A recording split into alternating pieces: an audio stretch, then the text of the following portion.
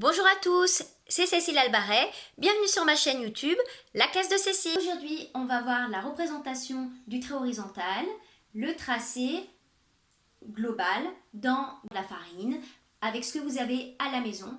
Là, ça va être très important d'insister auprès de votre enfant le sens du tracé, de bien partir de la gauche pour aller vers la droite. C'est très important pour que plus tard, il rentre plus facilement dans l'écriture sans faire les lettres à l'envers. Cette vidéo arrive après une autre vidéo de représentation du trait horizontal.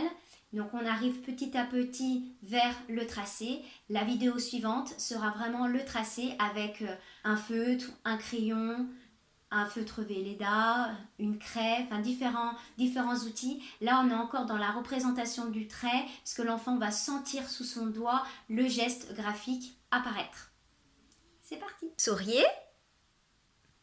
Apprenez. C'est parti. Pour le tracé du trait horizontal, vous allez avoir besoin d'un récipient. Donc moi, j'ai trouvé un moule dans ma maison. Je n'avais rien d'autre. En général, on utilise des grandes boîtes en maternelle ou les barquettes de la cantine qu'on récupère, qu'on nettoie. Donc moi, ça sera un moule. Et puis à l'intérieur, j'ai mis de la farine. Vous pouvez également mettre de la semoule. Donc, il va falloir demander à votre enfant de positionner son doigt à gauche et de représenter, enfin là, on est vraiment plus dans le tracé maintenant, de tracer le trait vers la droite pour représenter du coup un trait horizontal. Donc il va positionner son doigt à gauche et il va avancer bien droit jusqu'à droite pour représenter le trait horizontal.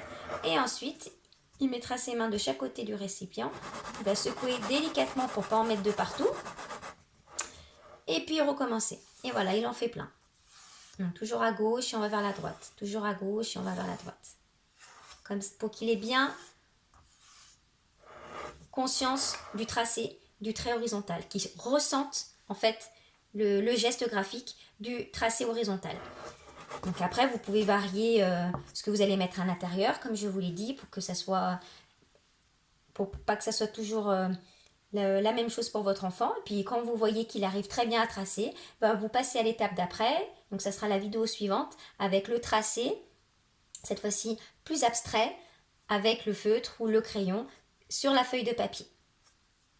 Et voilà pour aujourd'hui.